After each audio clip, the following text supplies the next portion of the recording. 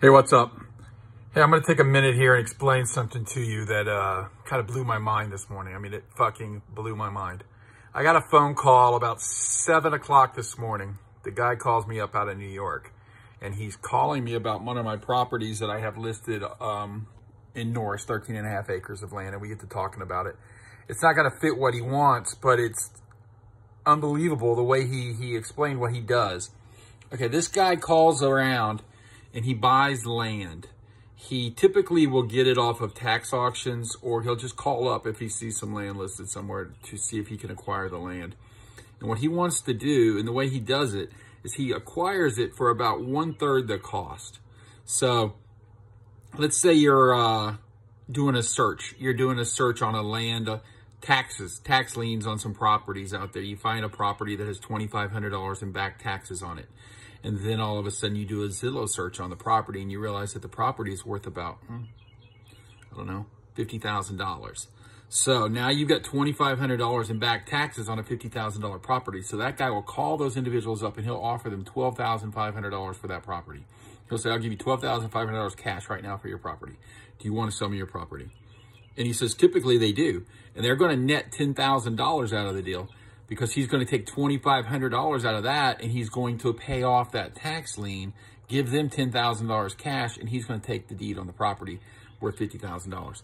Now, immediately what you do when you pull that off is you go and call the neighbors. And you call the neighbors up and say, hey, look, I've got the neighboring property to you.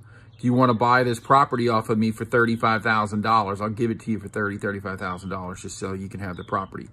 If they take the deal, boom. Right there on the spot, you just tripled your money, doubled your money, pretty much made some money off of it. Hopefully they don't, because what the real gain here is what he wants to do is then he owner finances the property. So at that point, if he doesn't sell to the neighbors, now he takes that property and he will list it on Craigslist, on Facebook, on landandfarmers.com, on land.com, on all kinds of sites as an owner finance property.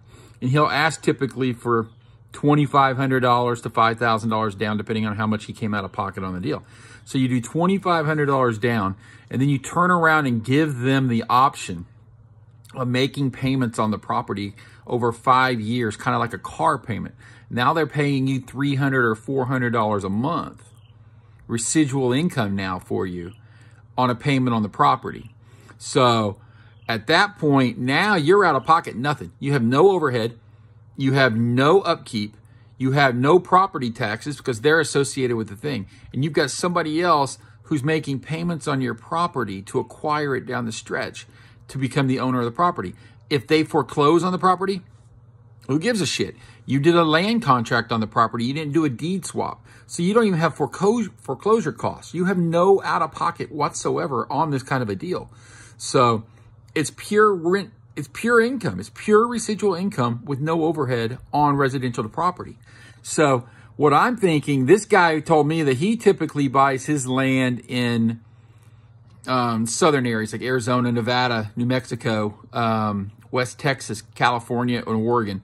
Those are the areas that he wants to do. So I'm thinking, fuck that. I want to do in the Rockies. I want to do it around the park. I want to do it in the 3 to 4 counties near Yellowstone, in both Wyoming as well as in Montana. I want to do it in Florida, Tennessee, and Texas. Why do I want to pick those states? They all have very low property tax. They are all no state income tax states.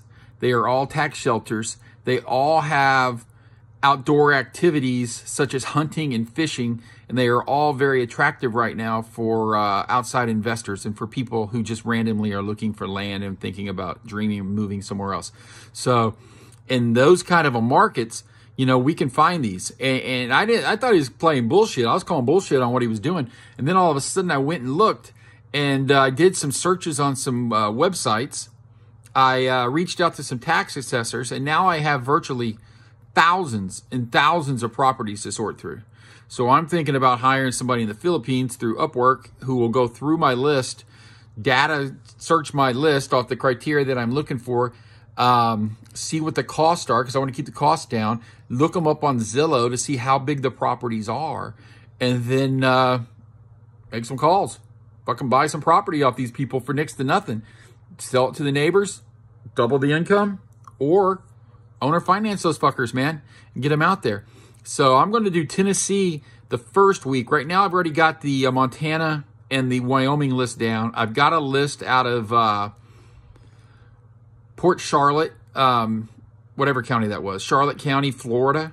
I've got a list from there, and I'm going to get the list in Tennessee. In Tennessee, I'm thinking around Lake Norris. We'll look at Campbell County. We'll look at Claiborne County and Union County. And I'm thinking around the park. We'll do Blount County and Sevier County. And then the rural areas where you can get mass amounts of land, like Morgan County, Fentress County, and Scott County. Just see what's out there. See what's on the tax assessors lists that are sitting out there with back taxes. The first one I did this morning, the lady hadn't paid taxes on a property in Florida. The land itself was worth $15,000. She's behind on her taxes right now by about $2,800. So, you know, it's almost a little over half acre of land. It's in Florida. You know, just those kind of deals. You just reach out and find some of those kind of deals, and then reach out to the people and see if they want to sell their property for what they owe on the taxes. Take over the property, man, and then turn around and lease it. There's no overhead at all. There is no danger in this. I mean, if you buy a house and you want to do a flip on a house, well, you've got to put a lot of money into that house. You've got to upkeep the house, and then you got to deal with landlords, and you got to deal with all kinds of other bullshit. With something like this, I don't see any exposures whatsoever, any additional costs whatsoever to doing a land owner finance flip. I mean, there's no out-of-pocket expenses once the property is acquired. So at that point, all you got to do is pay your taxes. Keep from having somebody take yours next year. Anyway, give me a shout. Let me know what you think.